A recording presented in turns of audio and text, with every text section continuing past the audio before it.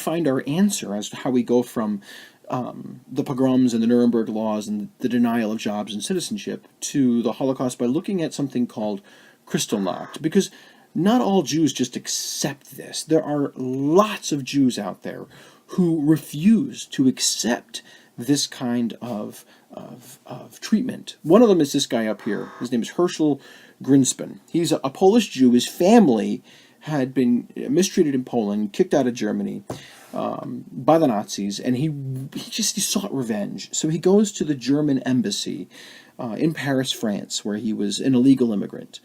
And he walks in, and he requests to see a German official, a guy named von Roth. And he shoots him, kills him, assassinates him as retribution for the terrible treatment of the Jews by the Nazis. And this is more than Hitler and the Nazis can bear. But it's also a really convenient excuse. It's like saying, I've been telling you over and over and over and over and over again that the Jews cannot be trusted, that they are conniving, that they are sneaky, that they are plotting, that they are planning, that they are coming after us. And now they are. Herschel Grinspan. All the proof in the world we need right there in front of us on your screen. We need to do something about those Jews. And that's what Hitler says. He responds viciously. He orders the Gestapo and his propaganda minister, Joseph Goebbels, to launch attacks all over Germany. It's called the Night of Broken Glass, or Kristallnacht. All the glass that was broken and littered on the sidewalk. They destroy Jewish stores and synagogues. They deny insurance payments to all the Jews who had their property and their homes and their businesses damaged. 30,000 of them arrested, money confiscated, 90 Jews killed in the riots that break out, thousands more terrorized and driven to fear. And this widespread violence that happens literally in one night, completely organized, convinces many German Jews that something is different this time. Something is going to change this time. What we see here now, from 1938 on, with Kristallnacht and what comes after, is truly something new and different. Because when the Jews do resist this now, like Herschel Grinspan did, they've been met with overwhelming force.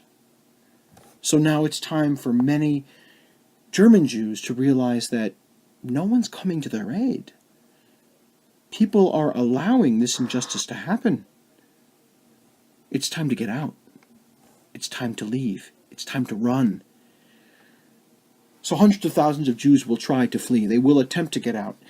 And many are attempting to come here. If you want to come here, you need something called a visa. It's a document necessary to travel legally from one country to another. Remember, we had laws now, like the National Origins Act, the Emergency Quota Act. So we have rules about who can and who can't come here. 250,000 Jews do escape Germany, but it's not an easy road. Most German Jews who apply for a visa to come to the United States or any place else, they don't successfully get out. Here's a map that shows you what I'm talking about. Of the millions of Jews that live in Europe and in Germany, 250,000 of them, people are, again, as we said, definitely fleeing. You can see almost 20,000 flee to Shanghai, 90,000 flee to the United States, 21,000 to Cuba, or 2,000 to Cuba, 21,000 to other Latin American countries in Central America, many others to South America, 66,000 to Palestine, which will later become Israel, and so many others. Tens of thousands of them flee to France and Switzerland and Belgium and the Netherlands. Of course, those Jews will be captured again, won't they? As the Nazis take over Germany and the rest of Europe.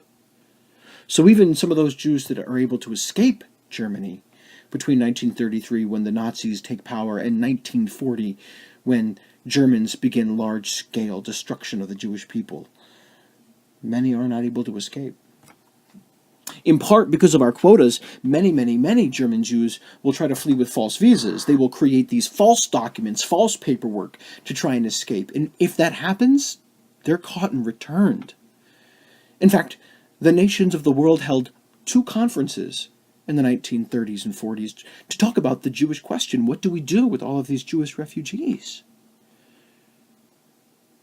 And they refused to take any more. And we said, sorry, the United States isn't taking any more. You get to stay in Germany. But wait, there's a Holocaust coming. Shouldn't we let them in? Nativism. Remember nativism? We don't want them here. They can suffer someplace else. So these U.S. immigration laws prevent all kinds of people from coming here, like the poor. Nazi laws prevent the Jews from taking out money so that they are forced to be Paul. And U.S. law makes no exemptions for refugees, so they're forced to stay there. And as a result, Germany will still have tremendously large numbers of German Jews that it has to figure out what to do with. In fact, this is interesting. Hitler even offered to pay the cost of transportation for the Jews from Germany to some other place, if the place would only be willing to take them. But they weren't. So then what will Germany do with these people that it loathes, that it